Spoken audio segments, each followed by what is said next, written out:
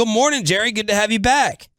John, RJ, Bobby, good to be on with you guys, and Merry Christmas to you guys.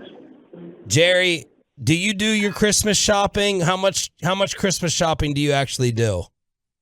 Well, listen, I'll tell you, I do quite a bit, and I really enjoy it. But the basic fun of it for me is really going in grocery stores. I need that, the smell, I need the atmosphere, the celebration that goes on for this time of year. I need that to get in the spirit. I grew up above a supermarket type store, and I just can't get there unless I have that experience. How does how's the Christmas meal going to be different from Thanksgiving? I remember LeSueur peas in the past. I think I remember some duck. How does it differ from Thanksgiving? Well, I'm getting ready to have that this morning, traditionally, and it's side meat. It's salt pork. That's called side meat. It's delicious and kind of a traditional for our family, kind of a game type meal that can involve some type of venison. But those are usually the kind of things that show up. Jerry, can you cook or grill, or you're just hunting it? Oh no, I can cook. What I'm great at, frankly, is and I'm smiling when I say it, but frying catfish. Oh, and that's a legacy. I got that from my father, and but you put it in there and you meal it up and let it come to the top. When it's at the top, it's time to eat it, and eat it right there. Oh, yeah. Love it. Jerry Jones right here. RJ's mouth is on the ground. Yeah. What are you so surprised by? Look, I haven't had good catfish in a long time, and I really enjoy good catfish. Yeah. First of all, I grew up in an area where it came out of the rivers. Yeah. And as you know, catfish out of the river is special, too, as opposed to farm raised or otherwise. But my family did a lot of fishing, and did a lot of frog gigging, frying those frog legs, cooking that catfish, and it that's as far as I knew, that's the way it was. Jerry, we heard you had a little fun with Turpin over the Pro Bowl news. Can you tell us anything about putting a scare into your special teams ace? Listen, I really didn't feel bad, but I wanted to be sure because we haven't had a chance to joke around much, and he didn't know me, and as I got into that and asked him about that turnover that he made against Houston, as we got into that, I realized that maybe I was going a little too far and I better get it out on the table and tell him he had just walked in here and made Pro Bowl returner his first year in the NFL. But I let up real quick because I've known him, like I said, he didn't see me either, so he couldn't tell I was smiling. Well, look, let's talk about some of these guys. You listen to the radio, you know the stories. We all had y'all losing this offseason. People were ticked off at Steven. Why did Gregory get away? You had Tank Lawrence maybe not coming back, and then here you are at 10-4 in the playoffs with 7 Pro Bowlers. So just talk about some of these guys and the seasons that they had after a lot of people, including us, questioned the Cowboys offseason. Well, I think that I'm really pleased with some of the work that an Armstrong has done that didn't get to the Pro Bowl but played like one on occasion. Yeah. And he really stepped in there. I know we were disappointed that Gregory was not going to be out there. Frankly, I was too. But I felt that for where we got to, that you could have Armstrong, and you basically, if you will, you can have a Williams, who was our second-round draft pick. But we thought that we were getting as many as 3 players for what the price got up to relative to Gregory. Gregory is a pet cat of mine, and I've not only really liked him as a football player and his unique pass rush ability, but also as a person.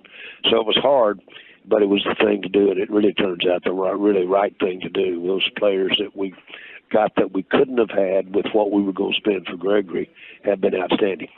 Jerry Jones here on The Fan. You mentioned Williams. Jerry, what can you tell us, or how's he doing after the little car accident yesterday?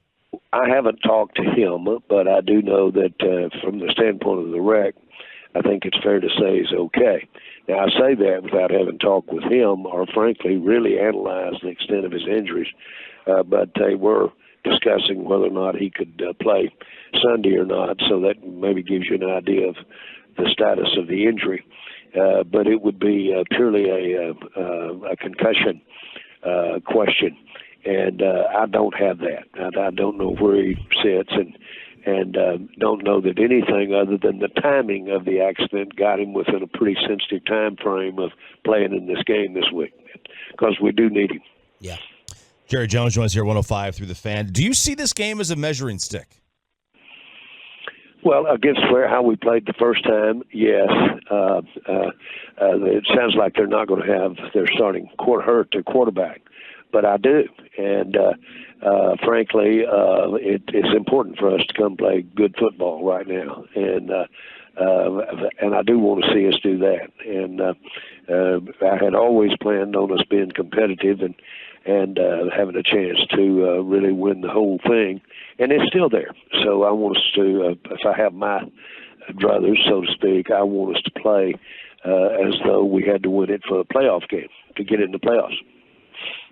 Jerry, Jaron Kearse was talking to the media this week and had some sobering statements about how the defense has played. He was, talking about how they haven't lived up to their standard and said specifically that teams turning on the tape right now, watching the film they've put out recently, specifically against Jacksonville, they're going to have teams licking their chops ready to play them on defense. Do you like hearing that kind of accountability, and are you comfortable with the preparation this week, how they're responding to what was a rough game last week in Jacksonville?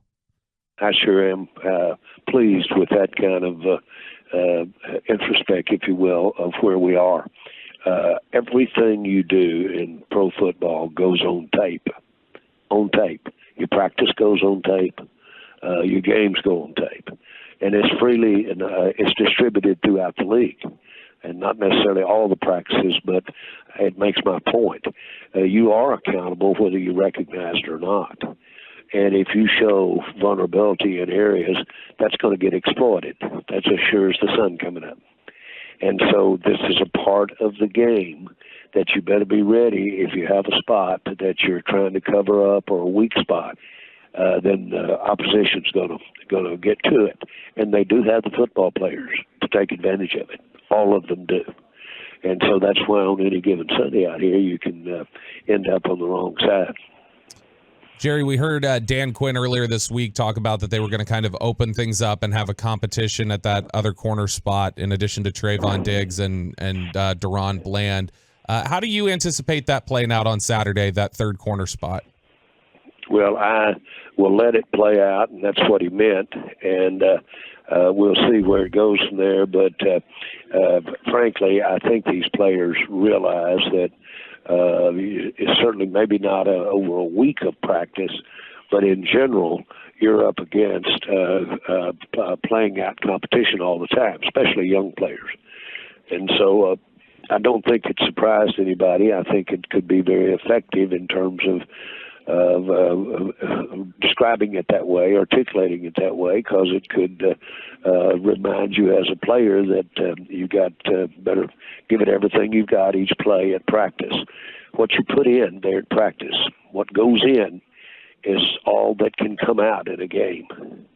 And that's really, as far as the entire year, all that you put in, that's all that's in there to come out.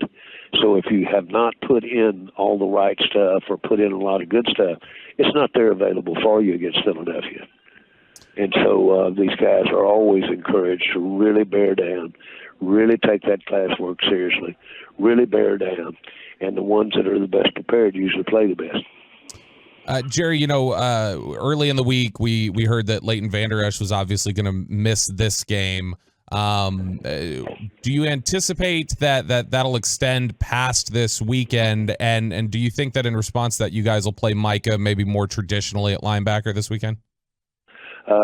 I don't know that that's the case regarding Micah. I don't know that that's the case at all. He's such a valuable pressure player. On the other hand, I want to be judicious with Vander Esch relative to with the playoffs ahead. So we'll need to watch how quickly he comes back. I'm so relieved for him, and that the injury was of the nature that it was. and not more substantial. But we will be very, very careful here. And as you can see, he's really missed when he's not out there. He was sorely missed the other day. They took advantage of him not being out there. And we have great depth. We've got to get it out there and have it make the plays. But that should be our most in-depth position, linebacker. Jerry Jones joins us here at 105 through the Fan. Will T.Y. Hilton be active this week? Yes, he will be. Yes. And I'm excited to see him. And he's got the experience. And, boy, he can really run and he can make his routes as you would expect. He's always had that as expertise. One of the smartest players that you've been around in the NFL. And so he hit the ground running here and should impact us immediately. So not just active, but would you anticipate him being pretty heavily involved this weekend? Well, heavily is a little bit of a word there that we won't hang on, but I do expect him to be involved and counted on. Let's put it like that. Jerry, can we officially close the door on Odell Beckham for this season? Let's just leave it where it is, and I have said that the more weeks that go by as you get toward the playoffs, and the less you have really pushed, and I'm talking physically now, and I'm talking about coming off his injury. The less you have that, then it diminishes the chance of him being able to play in the playoffs, and that's where that is. And in respect to our conversations that we have had and talking in the future, I'd just leave it where it is. Jerry, how do you see the right tackle rotation working this weekend? Is it going to be the same as last week or more tiring? It would. I think it worked very good last week, and if we can make that work this week, it'll be good if we can get that much. It's great to have Peters in there as well, getting those reps. That'll pay off for us as well. Jerry, how do you feel about Howie Roseman and the roster and the team that the Eagles have built this season? Well, I don't know how you could be more impressed, and I'm as ever bit as impressed now as I was when we played them earlier, and they ended up winning, and so that was impressive. And we didn't have Dak at the time, so let's see where we are now. This would be a good measuring stick, as you mentioned at the start of the show. And Jerry, we always talk about it doesn't feel like we have rivalries as much in sports, but this feels like a rivalry for both cities. They're listening to this. We spy on them. We want to talk trash and rub it in their face as often as possible. Does this feel like the rivalry for the Dallas Cowboys right now? Well, it's sure a rivalry. Make no mistake about that. And I don't want to incite other teams by saying it is the rivalry, but it is a rivalry.